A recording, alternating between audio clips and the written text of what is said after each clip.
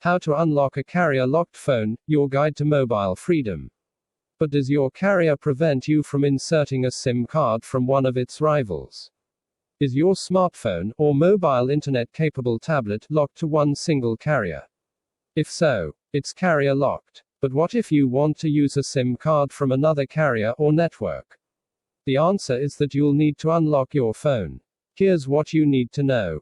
Unlocking your cell phone is now legal in the United States thanks to a bipartisan bill signed into law by President Obama. But it only lasts until 2015. Care to learn more about the legality of the Unlocking Consumer Choice and Wireless Competition Act? Following this short-term action, which itself followed a declaration of the illegality of phone unlocking in 2013. A decision was eventually made by the FCC to put the power to decide in the hands of the consumer. As such, it is now legal to unlock your smartphone. This brings certain benefits to you, not least the option to switch providers as soon as your contract allows it. Just remember that you cannot overcome the GSM, CDMA limitations of your device. A SIM card from one GSM network can replace another. But such a SIM can't be used on a device that sits on a CDMA network. However, it is a good idea to get this done before you leave your carrier. Trying to unlock it after your contract has expired, it doesn't happen automatically. When your carrier no longer cares about retaining your custom, might just leave you high and dry. If you're in the US, you'll also need a completed contract payment plan. In the UK, you don't need to have finished your contract, but you'll still be paying for it. All three options are simple enough. But note that you should put time aside for this task. Whether you're speaking to the carrier directly, or using a third-part approach, unlocking your smartphone can take a while. It's worth checking if your phone has already been unlocked. Perhaps it was given to you, along with the carrier contract, as a gift. And you weren't told. Whatever the case, to find out if your phone is locked or unlocked, you'll need to try it with a SIM from a different provider. Make sure this is a compatible SIM of the same size, as well as the same network type. Once you've done this, boot the phone up. You'll usually see immediately if the SIM works. If not, the phone will report that the SIM is missing or invalid. Even if this doesn't happen, try and make a call anyway. If you're successful, the call will prove the SIM is unlocked. If not, you'll need to unlock it. So read on. For example, Verizon does not lock 4G LTE and some 3G devices. On the other hand, AT&T have a few hoops for you to jump through.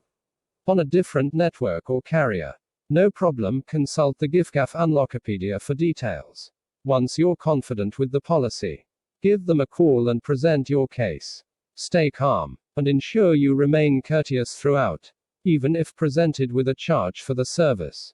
Don't like the amount quoted? Wait a few months and try again. It may be cheaper next time. UK readers should get in touch with Vodafone, EE or whoever first of all. A quick chat will reveal whether or not you're going to be able to network unlock your phone. There is usually a 3-month period at the start of the contract where it isn't possible to unlock a smartphone. After this, they should be able to do it either for a small fee or even free. Another option you have is to register with one of a few reputable websites that specialize in acquiring unlock codes for changing carrier or networks.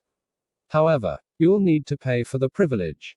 The process is simple: click the link, register if necessary, and follow the instructions to get an unlock code. You should not need to pay more than $30, the average price is around $17. Often you can pay by PayPal, although alternatives are often available. PayPal is the biggest online payment provider, but it's not the only one. Here are the best alternatives to PayPal you can try. I've personally used this method, and found it was painless. The whole process lasted just 15 minutes. Although your mileage may vary, there is one other way to avoid being hit by a carrier lock. Simply don't buy a locked phone in the first place. This might be easier said than done if you're already locked to a carrier, but it is wise to avoid it in future. After all, it saves all of the messing about with phone calls, websites, and IMEI numbers. Of course, when a new phone is released and you have the got to have it moment, Avoiding a carrier lock might seem really difficult. With a new iPhone or Samsung, you might be utterly desperate to get the shiny smartphone. Considerations like monthly cost might impact you, being tied to the network probably won't. Just wait a few weeks until the device comes down in price slightly and becomes available unlocked. Sure, it's initially more expensive than paying a monthly premium, but it's almost always cheaper in the long run.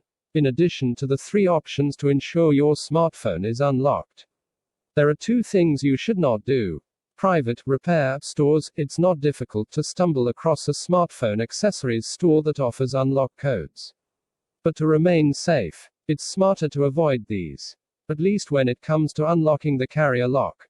After all, these businesses require access to your phone to unlock it. From a security point of view, this isn't wise. Downloadable tools. A search of the web will reveal downloadable tools that can be used to unlock your phone, free. Steer well clear of these, which often harbor malware. In short, the scams. When they're not, these tools are for phones that have long since been abandoned by the manufacturers. Avoiding these is easy. Don't be sucked in by the convenience of a local store or a piece of free software. Stick with our 3 recommended options to get a carrier unlocked smartphone. The great thing about network unlocking your smartphone, tablet, or portable hub is that once you've done it, that's it. Your phone cannot be relocked to different network. Any compatible SIM card can be inserted, and as long as you have an account and credit with that network, you'll be able to make calls, send SMS, and perhaps even get online. Furthermore, carrier or network unlocking your smartphone or other device can help when you come to sell your phone. A phone locked to a particular carrier is not as attractive as one that is unlocked. Put yourself in the buyer's shoes.